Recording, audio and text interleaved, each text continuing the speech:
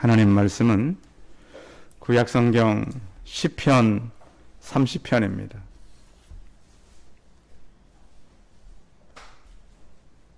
시편 30편 1절부터 5절까지 말씀을 봉독해 드리겠습니다.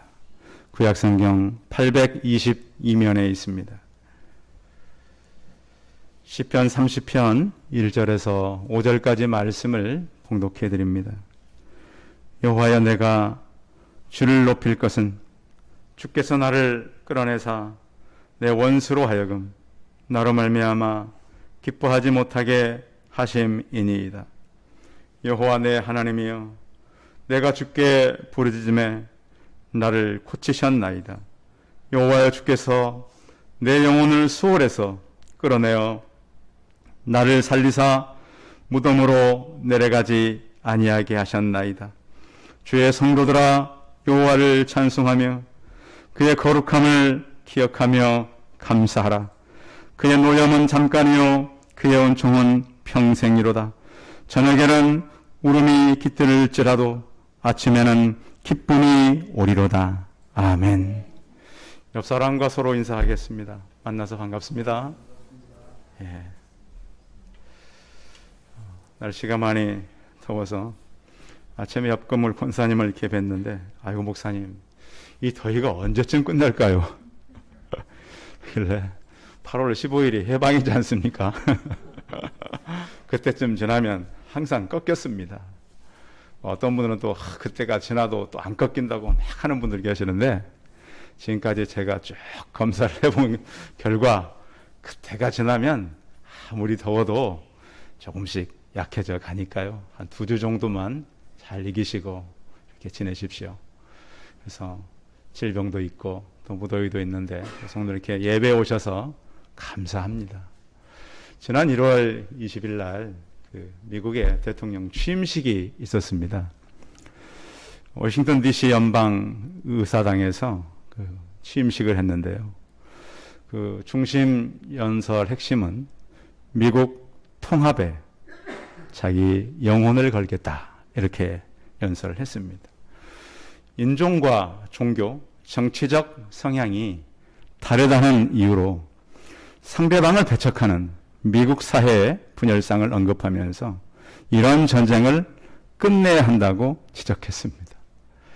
어떻게 보면 미국도 문제, 우리나라도 많은 심각한 지금 문제를 앓고 있습니다.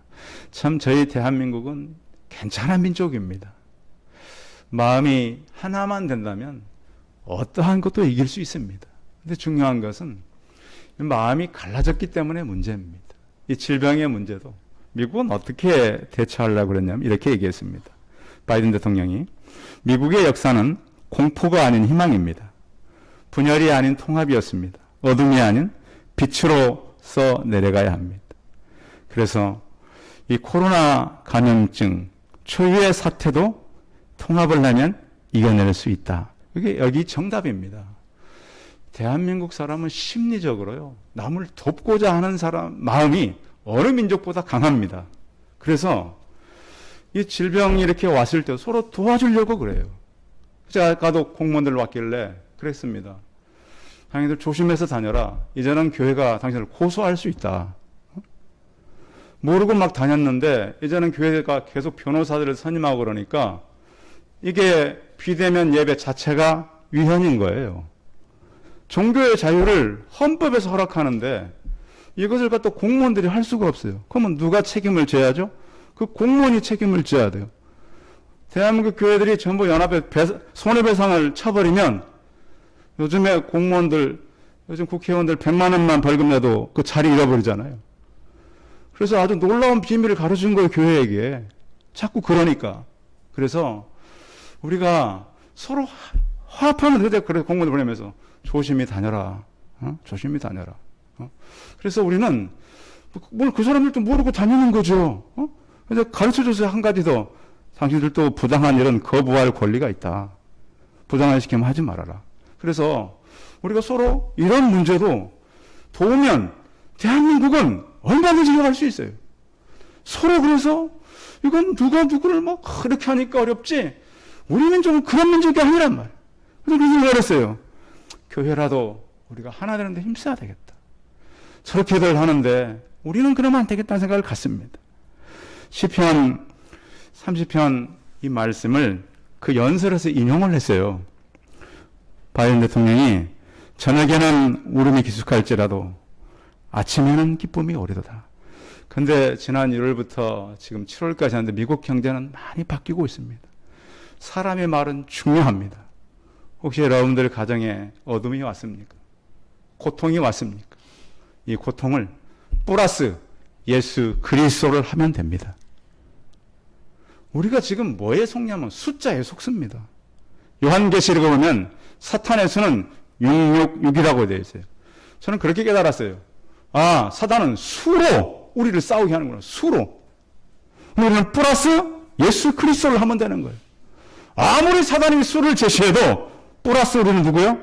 예수 그리스도. 사단은 수로 이기려고 그래요. 근데 요한계시록에 주는 지혜는 플러스 예수 그리스도로 승리하는 거예요. 예수 그리스도가 없는 숫자는 아무리 크고 아무리 많아도 승리할 수가 없는 것입니다. 그래서 오늘 이 시는 감사의 시입니다. 다윗이 위기를 많이 만났던 사람입니다. 그런데 그 위기를 다 만나고 보니까 그 위기 속에서 만난 하나님을 처음에는 아마 혼자 감사했겠죠. 요즘에도 우리 성도들 가운데 감사시를 쓰는 분들이 계세요. 그런데 오늘 시는 이제 자기 혼자만 감사하는 것이 아니라 온 백성과 함께 그 하나님을 감사하자고 하는 거예요. 그렇잖아요. 너무 분명하고 확실한 거니까 내가 만난 하나님을 온 백성과 함께 이렇게 찬송하고 기뻐하자고 하는 거예요. 이것이 어떻게 보면 참 희망인 것입니다. 우리가 장래를 이렇게 생각하고 일하는 사람들 그 미래에 씨를 뿌린다 그러잖아요. 그렇죠? 그 씨라고 하는 것은 굉장히 중요한 의미를 갖고 있습니다. 그것이 물리적인 씨든 영적인 씨든 그 씨는 대단한 능력을 가지고 있어요. 요즘 사람들은 자꾸 어떤 생산과 어떤 그 결과에 대해서 어떤 숫자적인 어떤 유익에 대해서 관심이 참 많아요. 그런데 이 씨라고 하는 것은 이런 논리를 갖고 있어요. 그 오지의 여행가 한비아 씨라고 있습니다. 우리 뭐 젊은이들도 많이 알고 책도 내고. 그런데 그의 책에 보면 이런 글이 있습니다. 그가 오지에 다니면서 씨를 나누어준 적이 있었는데 나누어준 씨를 사람들은 뿌리고 씨를 뿌렸다는 사실 하나만으로도 수학기까지 단 한 명도 죽지 않았습니다. 그러니까 씨를 뿌리면 그 씨가 자라잖아요. 그걸 보고 자, 씨가 자라면 나중에 어떻게 되는 거죠? 그 씨를 먹겠다는 소명이 생기는 거예요. 그래서 그 의지 때문이라도 사람들이 죽지 않고 버티고 있더라는 거예요. 그런데 씨가 없는 마을은 많은 사람들이 죽어가더라는 거예요. 그 씨는 뭐죠? 사람의 소망이요. 인생이 뭔가 붙잡을 수 있는 용기요. 희망이라는 거 아니겠습니까? 그래서 저는 오늘 8월 무덥고 우리가 참 환난스럽고 여러 가지 문제들 속에서 영원한 믿음의 씨를 가지고 우리가 살아갈 때 어떤 일을 만나게 되는가? 이 시는 제목을 보면 다윗의 시 곧 성전 낙성가라고 되어 있습니다. 이 원문은 이것도 여기부터 1절입니다. 이것도 1절, 우리나라는 이걸 제목으로만 놨는데 마소라 텍스트를 보면 여기가 1절이에요. 이게 지금 다윗의 시 곧 성전 낙성가 이게 1절이에요. 이 시는 다윗이 약간 이제 성전을 지었을 때는 다윗이 나이가 좀 들었을 때입니다. 일평생 동안 이어져 왔던 하나님의 은혜를 이제 그 혼자 노래하는 것이 아니고 온 백성과 함께 이렇게 같이 노래하길 원해서 이 시를 쓴 것입니다. 자, 인생을 우리가 살다 보면 준비되지 않은 때 갑작스런 문제의 밤을 누구나 만납니다. 자, 준비가 돼 있어서 어려움을 만난다면 문제가 아니겠죠. 그런데 우리가 살다 보면 우리 성도 여러분들 어려움을 갑자기 만납니까? 준비하다가 만납니까? 대부분은 갑자기 만납니다. 물질적인 문제가 갑자기 오고요. 사회 문제가 갑자기 오고 건강의 문제도 갑자기 옵니다. 제 주변에도 우리 선후배들 보면 지난주에도 우리 그 대학 동기 한 분이 돌아가셨어요. 젊은 사람인데 갑자기 병이 와가지고 얼마나 젊어요? 이제 50대 중반밖에. 그래서 그런 분들을 보면 야, 이 갑자기 가족들은 어떻게 애가 아직 늦게 참 결혼해가지고 애들도 아직 어려요. 인생은 이렇게 갑자기 오는 거예요. 준비되지 않았을 때. 그런데 항상 문제는 한 개만 오는 게 아니에요. 또 꼭 이 파도가 한 파도 정도가 밀려오면 그런 대로 견딜 텐데 두세 개가 같이 온단 말이에요. 하나를 피했더니 두세 개는 못 넘는 거예요. 그냥 침몰하는 거예요. 이런 인생의 밤이 왔을 때 우리는 어떤 자세로 우리 인생의 밤을 보내면서 아침을 기다려야 할까요? 먼저는 우리가 자신을 성찰하는 것이 먼저 중요합니다. 하나님은 우리가 잘못해서 어떤 문제를 만나기보다는 더 좋은 것들을 주기 위해서 문제를 만나게 할 때가 더 많습니다. 지나가 보면 그래요. 그때는 내가 잘못해서 이랬나? 내가 죄를 지어서 이랬나? 하나님은 그러질 않아요.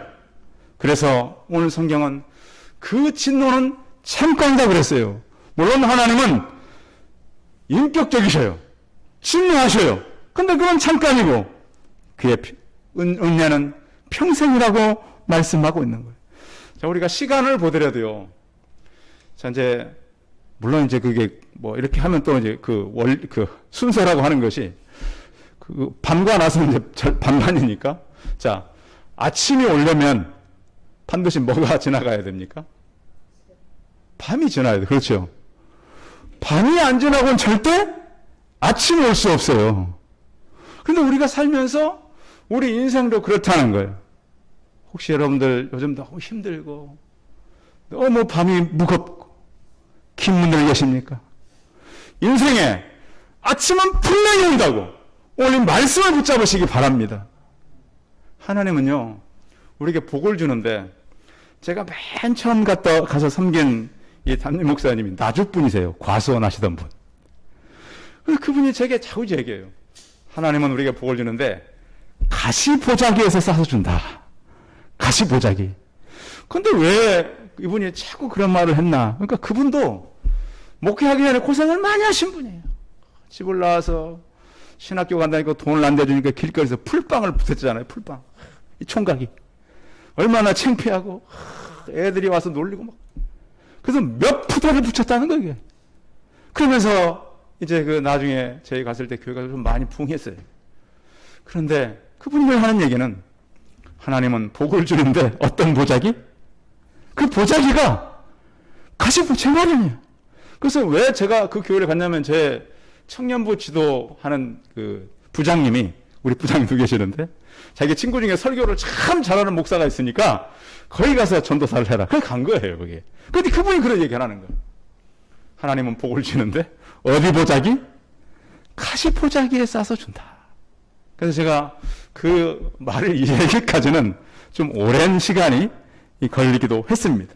그래서 우리가 밤을 지나면 아침을 맞듯이 이 8월 첫 주 예배가 우리 성도들의 인생에 아침을 맞는 그런 시간이 되시기를 선포합니다. 인생의 생사 화복은 하나님의 손에 있습니다. 30장 1절 읽어봅니다.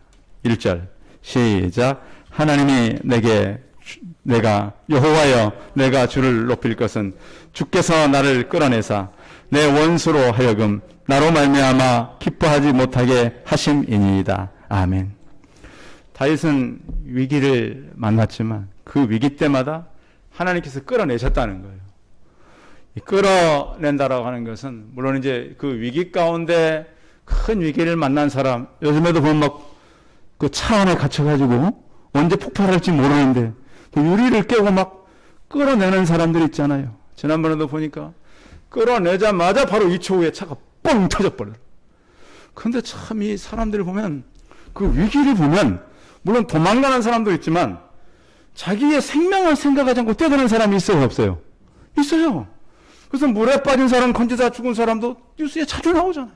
근데 사람은 왜 그런가 봤더니 하나님께서 생명의 위기가 생겼을 때는 자기 생명도 버릴 수 있는 그런 어떤 순간에 희생정신을 사람들에게 준 것 같아요.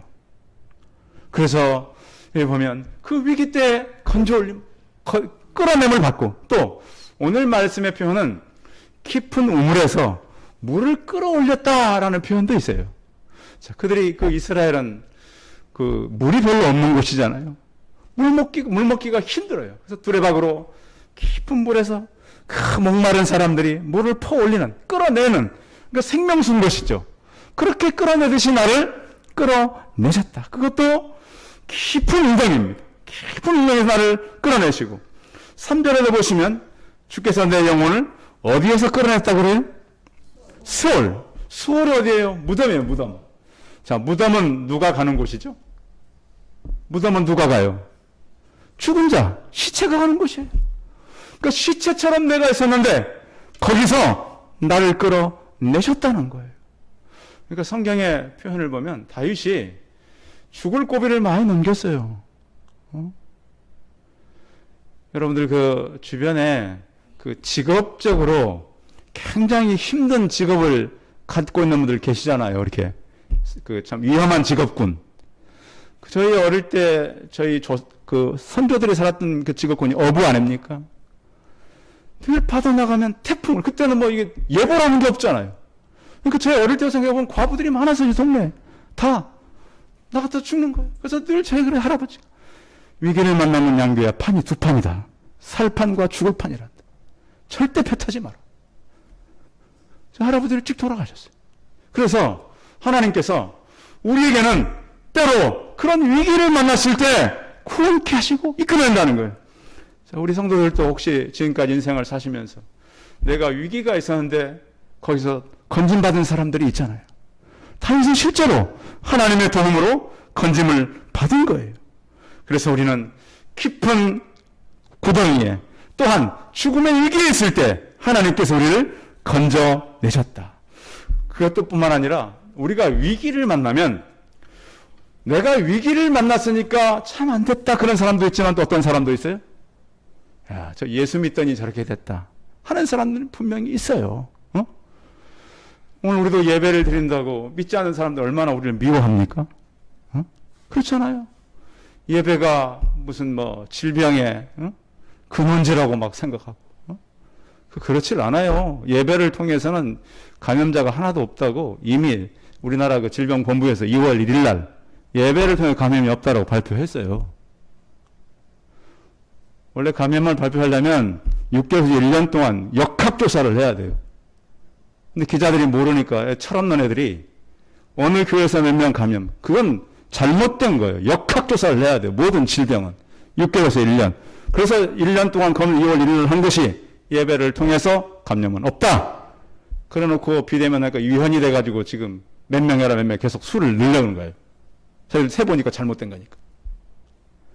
성도 여러분, 구원에 대해서 우리가, 내 원수들이, 우리를 싫어하는 사람들이 우리가 위기를 만나면 호소해야 한다는 거예요. 자, 다윗도 위기가 참 많았습니다. 다윗의 가장 큰 위기는 골리앗을 죽이고 나서 상을 받은 것이 아니라, 우리나라 이게 뭐 큰 일을 하면 올림픽 같아서 메달 따면 어떻게 해요? 사람들이 와, 맥관왕 막 대단하잖아요. 뭐 이번에 막 한 소녀 뭐 청년이 메달 3개를 땄더니 뭐 에베레스트 산을 넘어도 그 산은 못 넘는다 막 이러잖아요. 유행어가 생기고 또 엄청난 뭐 포상금도 받는다 그러잖아요. 그런데 이 어린 다윗이 골리앗을 죽였으면 사울은 뭘 해야 돼요? 뭘 해야 됩니까? 상식적으로? 상을 줘야 돼요. 그리고 관계적으로 다윗은 자기 사위 아닙니까? 응? 아니, 사람들이 다윗 칭찬하고 다니면 본인은 한마디만 하면 돼요. 그는 누구라고? 내 사위라고. 여러분들 요즘에 노인정 가시면 어르신들 자녀 자랑 얼마나 하십니까? 그러면 될 것을 사울이 노래 한 곡을 들었잖아요. 응? 사울은 천천히요, 다윗은 만만이다. 이 짧은 노래 한 곡 때문에 그러니까 높은 자리에 있는 사람일수록 시기심은 강한 것 같아요. 그 남은 생애를 어떻게 쓰느냐? 다윗 한 사람 죽이는데 그의 모든 에너지를 다 쓰는 거예요. 이게 질투심이란 건 이렇게 무서운 겁니다.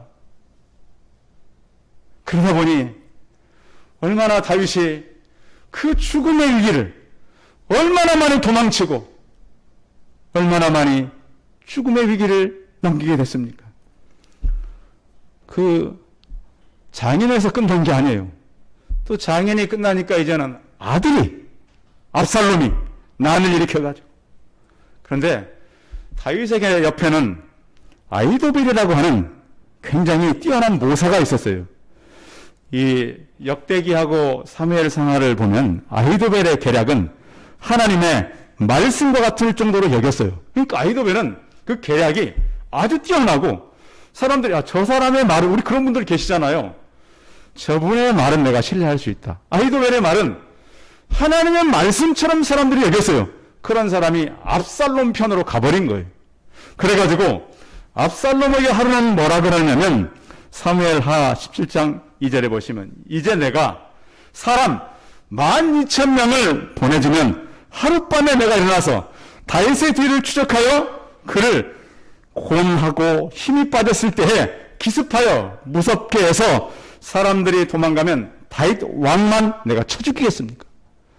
아니 그렇게 다윗 옆에서 하나님의 말씀을 하듯이 하던 사람이 하루아침에 마음이 바뀐 거예요.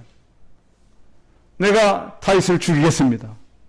압살롬이 볼 때는 충신이죠. 그런데 하나님께서는 어떻게 봤을까요?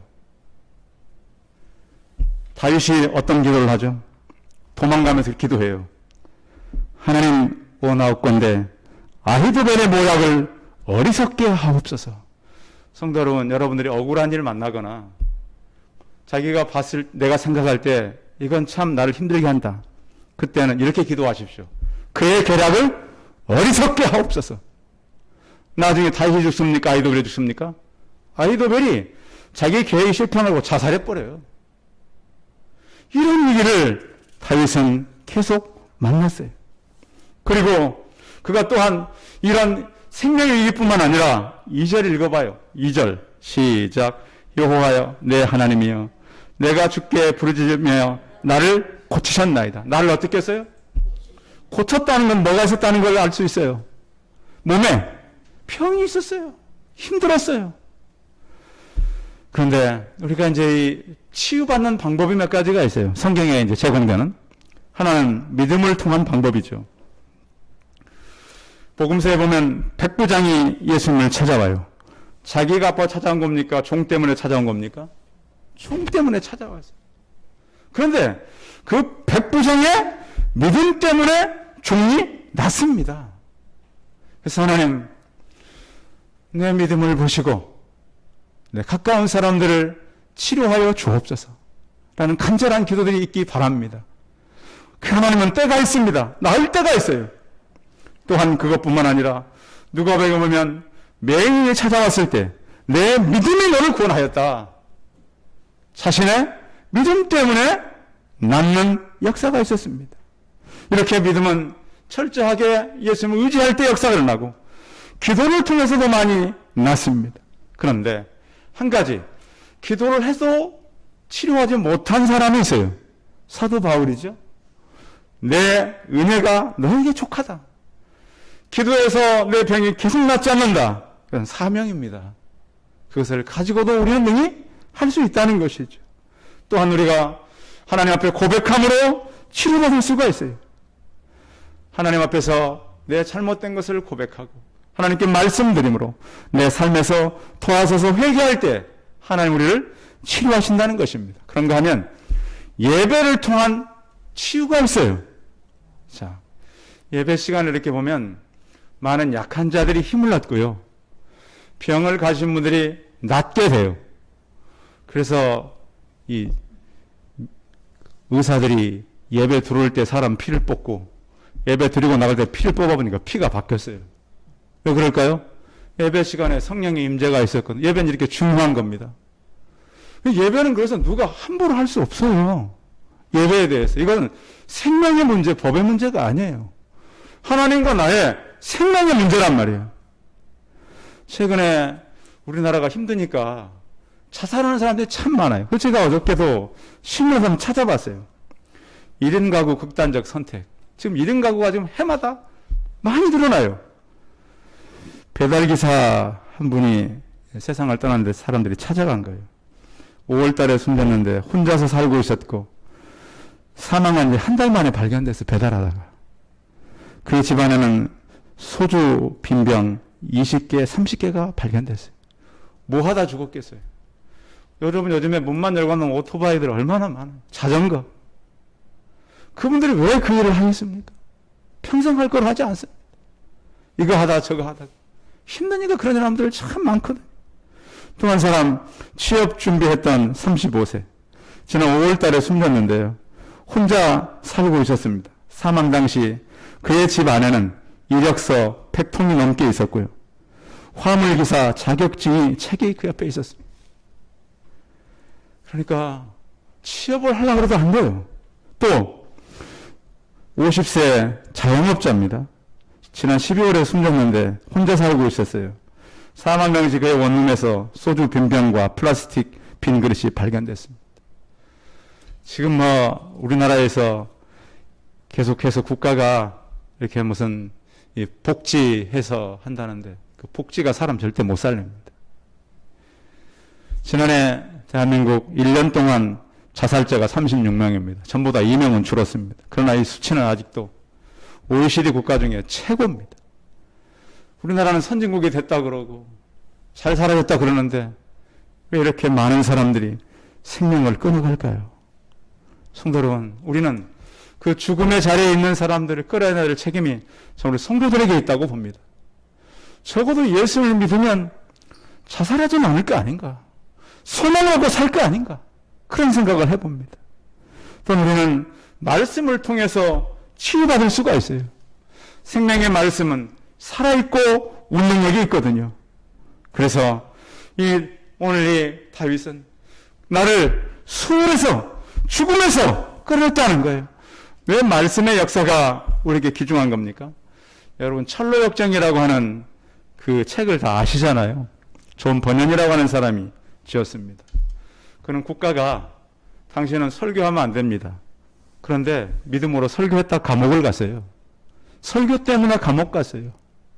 물론 이 시대도 그럴 수 있는 그럴 수 있는 경우는 생길 수 있어요. 감옥 가서 설교청을 썼는데 그가 이제 이걸 생각한 거예요. 나는 왜 계속해서 말씀을 들어도 변화가 없을까? 여러분 한번 생각해 봐야 돼요. 난 주일날 가서 예배를 드리는데 왜 나는 변화가 없지? 그런데 번연은 이걸 느낀 거예요. 어느 날 마태복음 13장을 읽다가 이 말씀을 뺏어가는 누군가 있다는 걸 깨달은 거예요.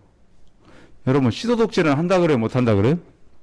시도독질 못한다 그러는데 성경에는 그 씨를 빼앗아가는 놈이 있다는 거예요. 누구예요? 사탄이 뺏어간다는 거예요. 물론 물리적인 것과 영적인 건 달라요. 그런데 분명히 성경은 그 씨를 도둑질해가는 그 존재가 있다. 분명히 있다. 누구예요? 사탄이 뺏어간다는 거예요. 성도는 오늘 이 말씀을 듣고 사탄에게 빼앗기지 마시고 여러분의 씨로 간직하시기 바랍니다. 씨는 반드시 자라고 열매 맺게 되어 있습니다. 본연이 그걸 듣고 감옥에 들어가서도 책을 쓰고 그때 감옥에 넣은 사람들 다 없어졌어요. 다 죽었어요. 그 책은 남았어요. 왜? 말씀의 씨거든요. 성도 여러분, 무대 위에 우리가 영적으로 쌓아야 될 것들이 많아요. 그런데 말씀의 씨를 빼앗기지 않기를 바랍니다. 자, 마지막 5절 한번 읽어봅니다. 5절 시작. 그의 노염은 잠깐이요 그의 온총은 평생이로다. 저녁에는 울음이 깃들일지라도 아침에는 기쁨이 오리로다. 아멘. 자, 하나님은 물론 노여워하세요. 하나님 백성들이 말씀을 듣지 않고 불순종하고, 그런데 그 노여움은 오늘 성경에 잠깐이라는 거예요. 하나님은 공의의 하나님이셔요. 그런데 하나님은 계속 기다리다가 어느 시점 우리를 벌하시는 것이 아니라 심판의 권리를 내려놓으셨다는 거예요.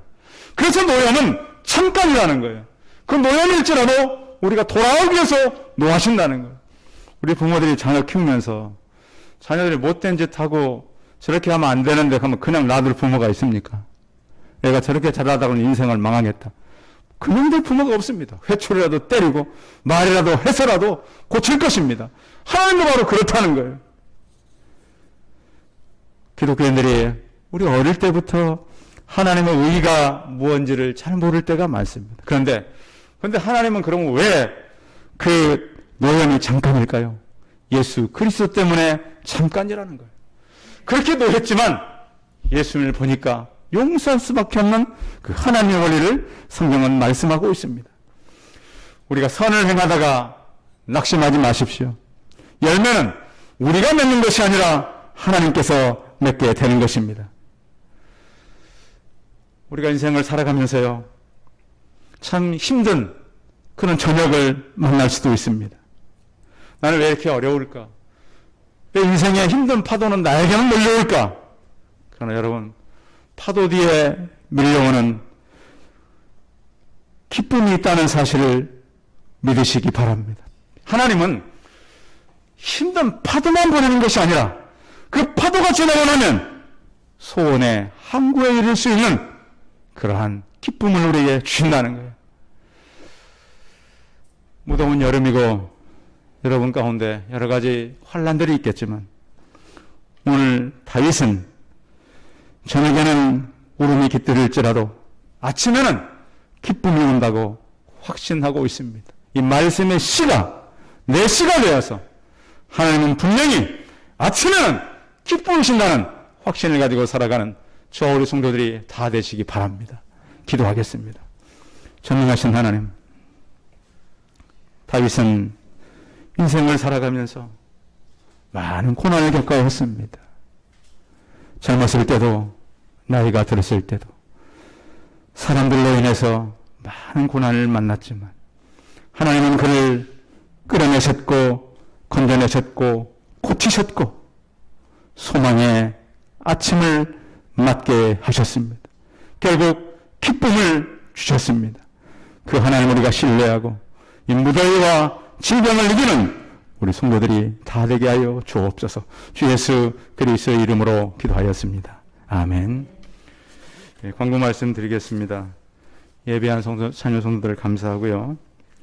계속해서 질병본부에서 본인들도 지금 예배 금지다 했다가 이제 위헌이다 그러니까 이제 막 숫자가 다시 이제 또 10명까지 또 이번 주 지나면 어떻게 바뀔지 모릅니다. 그래서 법에 대한 해석들 때문에 여러 교회들이 전에는 그냥 있었지만은 이제는 법적으로 자꾸 이제 변호사를 선임하고 그러니까 좀 바뀌고 있어요, 이게. 그래서 하나님께서 그래도 우리가 너무 미워하면 또 안 되겠죠. 불쌍히 여기고 그분들 또 일하는 사람들은 어쩔 수 없어 하는 거니까 찾아오게 되면 잘 다독거려서 보내고 그래야 되면 좋겠습니다. 자, 새벽기도에 많이 오셔서 감사합니다. 우리 새벽기도 구독자보다 어쩔 때는 참여자가 더 많아서 많이 오시는구나. 그래서 기도함으로 우리 승리하시는 모습들을 많이 보게 되어서 감사합니다. 그럼 우리 거리두기 하는 거 그래도 주의하시고 시간을 보내면 감사하겠습니다. 우리 찬송 550장 하겠습니다.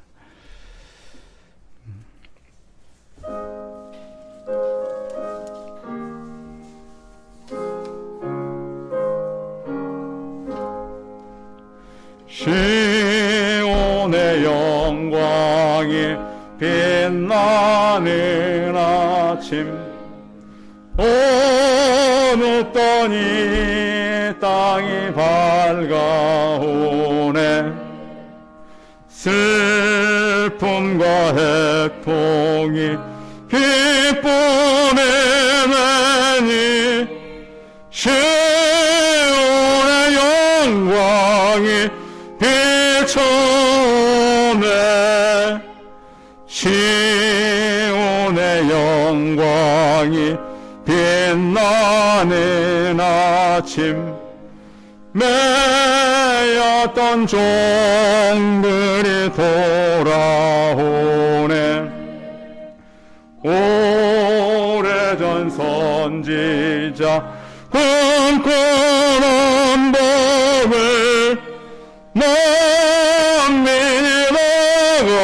같이 누리겠네.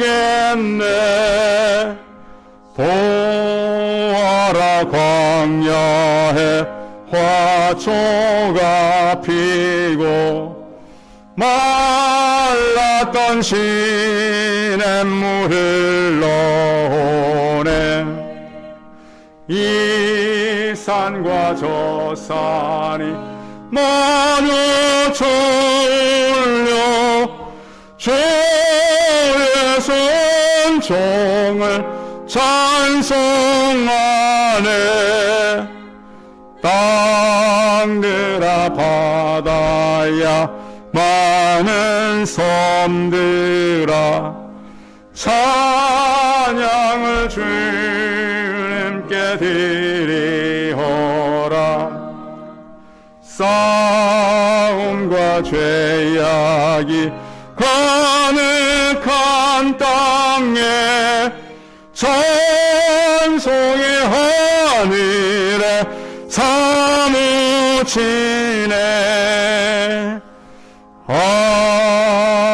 아멘. 이제는 우리 주 예수 그리스도의 은혜와 하나님 아버지의 무한하신 사랑과 성령의 교통하심이 저녁에는 울음이 찾아온다 할지라도 아침에는 기쁨이 온다라고 하는 확신을 가지고 이 어두운 때, 질병의 때, 무더운 때 주의 말씀을 가지고 살기를 소원하는 우리 성도들의 머리머리회와 자녀들과 직장과 사업터 위에 이제부터 영원토록 함께 있을지어다. 아멘.